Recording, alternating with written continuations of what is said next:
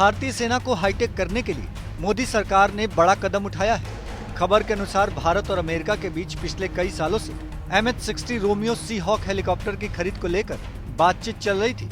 ये डील अब फाइनल हो गई है। अमेरिका ने 2.4 अरब डॉलर की अनुमानित कीमत पर भारत को 24 MH-60 रोमियो सी हॉक हेलीकॉप्टर की बिक्री को मंजूरी दे दी है।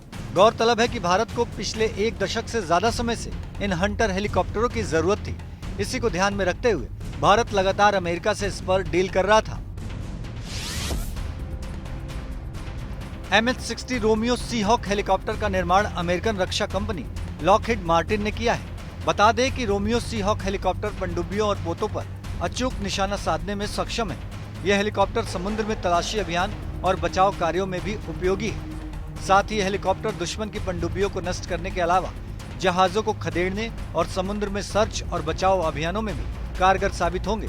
इसके साथ ही रोमियो सी हॉक हेलीकॉप्टर दुश्मन की सबमरीन को ट्रैक कर उनके हमलों को रोकने के लिए परिष्कृत लड़ाकू प्रणालियों, सेंसर, मिसाइल और टॉर्पीडो से लैस है। बता दें कि ये हेलीकॉप्टर अमेरिकी नौसेना में एंटी सबमरीन और एंटी सरफेस वेपन के रूप में तैनात है। ये भारतीय रक्षा बलों को सतहरोधी और पनडुब्बी रोधी मिशन को सफलता से अंजाम देने में सक्षम बनाएंगे। अमेरिकी विदेश मंत्रालय के मुताबिक MH-60 रोमियो सी हॉक हेलीकॉप्टरों की अनुमानित कीमत 2.4 अरब डॉलर होगी। इस बिक्री से उस बड़े रक्षा साझेदार की सुरक्षा स्थिति सुधरेगी जो हिंद प्रशांत और दक्षिण एशिया क्षेत्र में राजनीतिक स्थिरता, शांति और आर्थिक प्रगति के लिए महत्वपूर्ण कारक रहा है। रोमियो सी हॉक हेलीकॉप्टर के आने से भारतीय नौसेना की ताकत में कई गुना इजाफा होगा। बता दें कि भारतीय नौसेना इस वक्त सी किंग हेलीकॉप्टर का इस्तेमाल कर रही है। रोमियो सी हॉक हेलीकॉप्टर अब उन्हीं की जगह लेंगे।